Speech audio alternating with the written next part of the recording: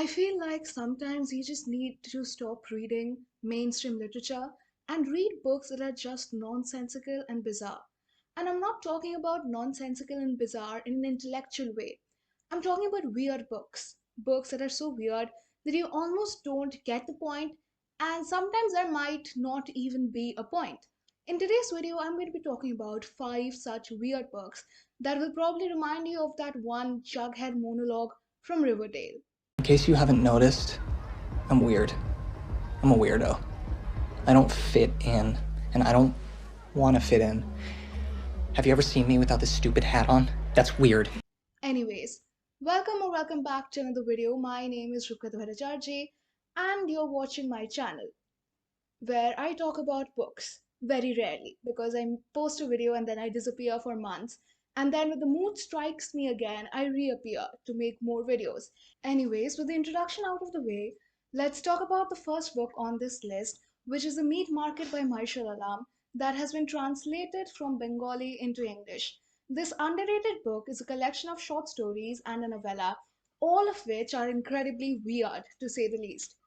Some of these short stories feature babies that nurse on dogs or underground markets run by anthropomorphic animals. But at the core, all of these short stories are a scathing critique of Bangladeshi society and the corrupt bureaucracy that runs it. My personal experience reading this collection of short stories and novella is varied. Firstly, my personal gripe is with the translation. I feel like the translator has not done a very well job of translating the essence of the stories from Bengali into English. As someone who knows both of those languages, it is very obvious that the translator went for a word to word translation rather than employing their own creative liberties. Now, one might argue that the word to word translation is the most faithful way of rendering any form of novel or book or anything from one language to another. But in my experience, Bengali and English are pretty different languages, right? And what might sound poetic in Bengali does not always translate very well into English. Some mannerisms, some specific phrases, when translated literally, lose their essence. And that was very glaringly obvious while reading The Meat Market by Marshall Alam. On the other hand, some of you might find the language used in the stories and the novella very crass. The author does not shy away from crude language, from using language that might sound insensitive to someone with a weak stomach. The stories are rife with gore, sexual imagery involving bodily fluids, and overall anything that might be considered very crude. And the stories are filled with that kind of imagery. In my personal experience, I felt like the author didn't really use that imagery to create a shock value, but to add depth to his stories, which are rife with the metaphors of corruption, of capitalism, of hoarding of wealth, and of the struggles of the lower class, particularly the struggles of the Bangladeshi lower class, and the intersection that is formed when you are marginalized both by wealth and by religion. I found this to be a particularly interesting collection of short stories, and not one that is popular, not one that is readily available at any store that you go to. So if you're watching this video and you're not someone who is very familiar with Bangladeshi culture, or you're someone who does not really read underrated translated works, then you should give this a try. The second book on this list is The Extinction of Irena Rey, which is also in a manner related to translation, since we were talking about translation a few moments ago. The Extinction of Irena Rey is a particularly frustrating novel. In my experience, it was jarring, disconcerting, and at a point you can't really make sense of what the author is trying to talk about. The Extinction of Irena Rey is written by Jennifer Croft, who is a well known translator translating works from Polish into English. This book is weird because it has sort of a dual narrative that you can't really call a dual narrative. It is perhaps one of the most unique books that I've read until now. Obviously, there might be more books written in this manner, and if you're aware of any, then leave them down in the comment section. So, The Extinction of Irena Rey is about the eponymous character of Irina Rey. It's set in Poland, where the author, a prolific one at that, invites 9 of her translators to her house in a Polish village, which stands right near the border of one of the most ancient and largest forests known to mankind. things take a turn for the worse when the author disappears, leaving her translators, who practically worship her in a cult like manner, scrambling for answers. This book is interesting because the novel itself is written by one of the translators of Irena Rey and then translated by another one of the translators who also worked for Irene Ray. So, this kind of a dual narrative leaves the reader knowing that there are things that have been lost between the lines. I feel like this is a novel that particularly captures how translation works and how translation can often be used as a weapon to either make the reader reading the translated work and not the original work turn against a particular community, a particular sect, or even misconstrue what the original author was saying. This is very interesting because at some points in the novel, you can particularly understand where the writer, who is one of the translators of Irina Ray, talking about her experiences when Irina Ray disappears, is making a completely different point, which has been wrongly translated into English by another translator who has translated this writer's work into English. And there are little footnotes that are scattered all across the novel that really enrich the reading experience. These footnotes are by the English translator who has translated the work into English in the narrative world in which the novel is set. The reason why I call this frustrating is because almost every chapter of this novel talks about something different. There are long spiels about mushrooms, and the novel is as weird as its central figure, Irina Ray. Irina Ray is a weird woman who portrays herself to be completely different to what she really is. She has a magnanimous personality. She is the light of the room. When she enters, she is a person around whom everyone else in the room is orbiting. And the novel itself presents her as this larger than life persona. And every page of this novel is either talking about mushrooms or about extinct species or about the forest, which is almost like a character in itself. It's frustrating because there is not really one narrative flow that you can properly follow. Instead, the narrative branches out in so many different directions, just like the forest which haunts the novel. I find this a very interesting novel because of how it deals with translation as a central focus in it, but also how it talks about extinction as a topic, about how we are losing so many species every single day, and how there needs to be some kind of joint, unified effort in order to protect the species that are going extinct day by day. This is a novel that I do recommend to people who have patience. If you're not patient with this novel and also not prepared to know that perhaps the payoff is not worth it after reading 300ish pages, then you won't enjoy this. But if you're willing to stick around and see what happens, even though the ending is not as good as it could be, then this is a novel for you. If you're hearing a lot of background noise, it's because my dogs are just walking around and being annoyed that I'm talking to what might seem to them myself in my room. Anyways, the next book on this list is Pornography for the End of the World, a collection of short stories which are as bizarre as the title sounds.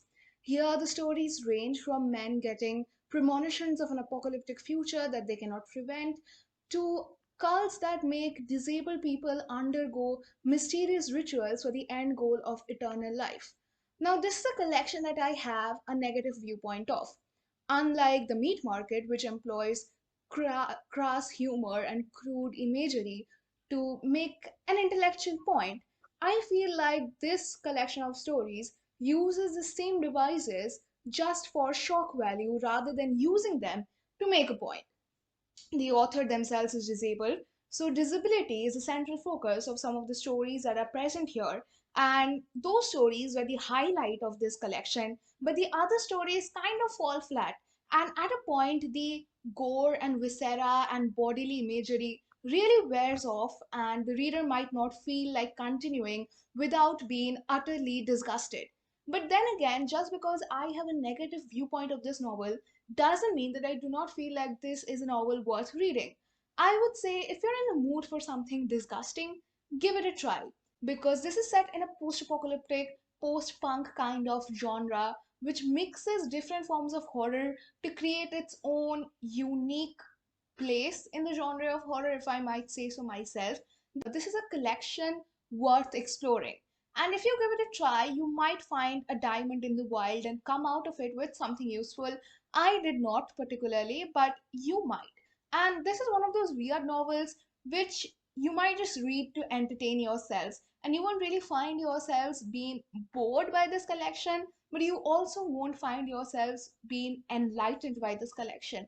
It's the same as watching bad soap opera, or in the modern day equivalent, it's the same as watching The Summer I Turned Pretty. You don't go into it expecting to come out a changed person. You go into it because you have a weekend and you want to do something that isn't just doom scrolling. So you would rather just watch a show no matter how bad it is.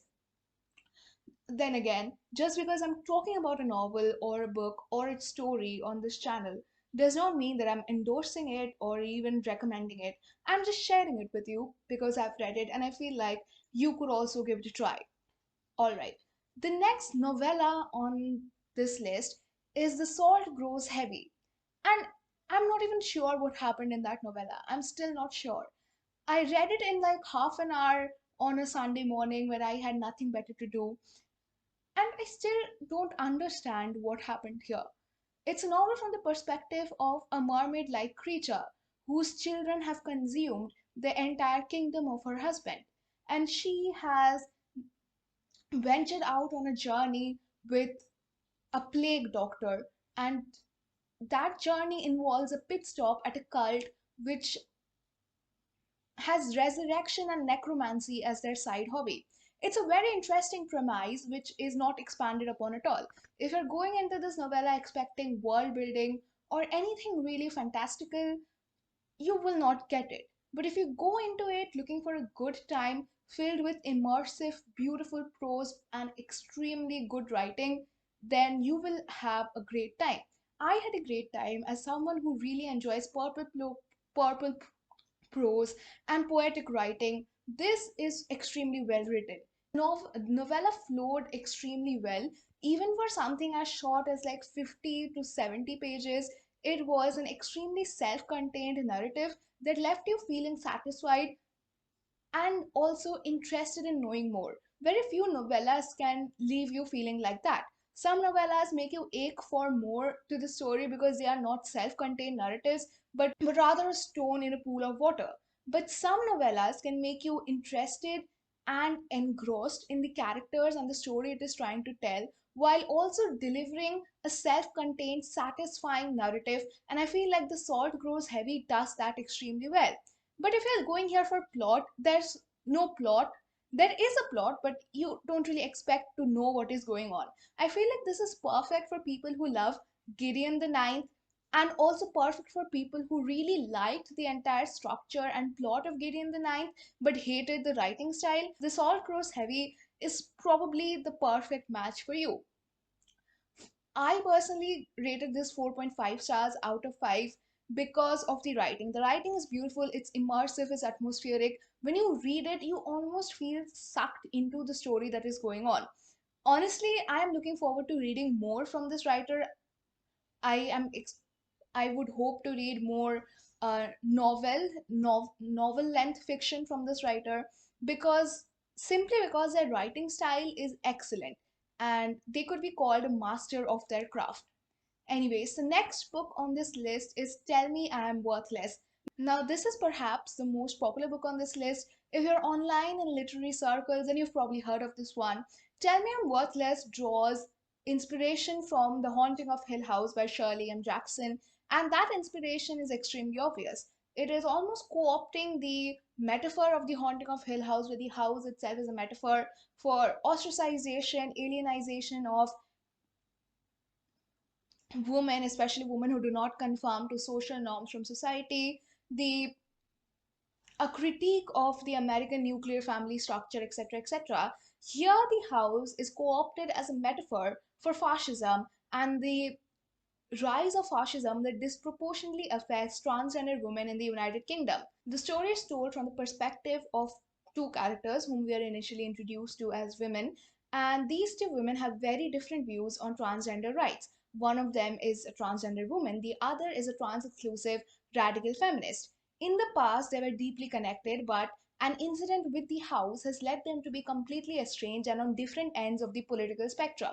This is a very interesting book that showcases how queer communities are radicalized into turning against each other instead of viewing their struggle as an interconnected common struggle. They often turn on each other in order to appeal to non marginalized oppressor classes, to show to them that I am the one good person from this community while the others are not deserving of the same rights as I am. And this also showcases how the youth can be radicalized very easily and turned into spokesperson for the far or extremist right. It's an interesting book that has a lot of potential that I did not feel was utilized properly. The writing, for one, was not very well done. Some of the things that were employed in this novel were not particularly liked by myself because of the political implications, particularly the fact that any cisgender woman who was sapphic was portrayed in a negative light. We do not really have a character from that group being portrayed in a positive light, which I found a little prejudiced, so to say. And then again, the writing at times was very crass just for shock value. I felt like the writing could be developed, it could be much better. But then again, novels written by people who have been systematically oppressed for centuries do not really have to appeal to the reader or make the reader comfortable. So I do take that into account. But then again, I felt like some of the writing was just there for shock value, not really to discomfort the reader in order to portray something that is painstakingly real, but to discomfort the reader just to shock them by what is happening in the story itself. Overall, this to me was a solid novel. I don't remember if it's a novel or not. It's probably a novella or a novel, but I'm not sure about that distinction. But it's a solid novel. I don't really feel like it's as good as The Haunting of Hill House, which it draws obvious inspiration from, but it's up there. I mean, when you compare it to the source material, which is The Haunting of Hill House, you will find it lacking in many areas, especially with the unsubtlety that it employs the metaphor of the house.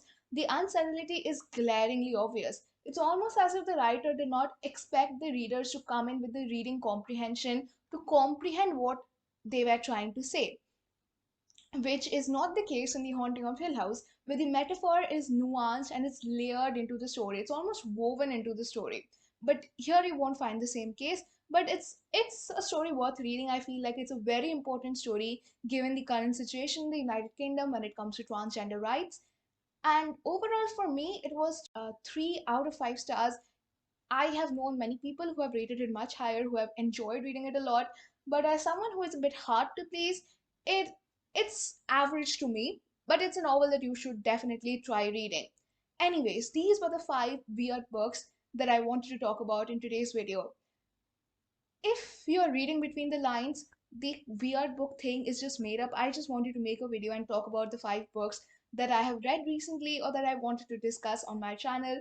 And this is a video that I'm making after approximately 150 days, which is a lot of days that I'm not good at math enough to translate it into months, but you get the idea. I'm hoping to make more videos in the future, which is something that I say at the end of every single video that I make after a 3 month hiatus. But let's hope this turns out to be true this time. Anyways, if you enjoyed watching this video or if you've read these books, loved them or hated them, leave a comment down below so I can know that someone is on the other side of the screen and is listening. I hope you had a great time watching this. Make sure to like, comment, and subscribe if you want to watch more videos from me in the future. You don't really have to click the bell icon because YouTube hates me and does not send notifications to people when I post a video, but you get the idea. Thank you for watching, be safe, and bye bye.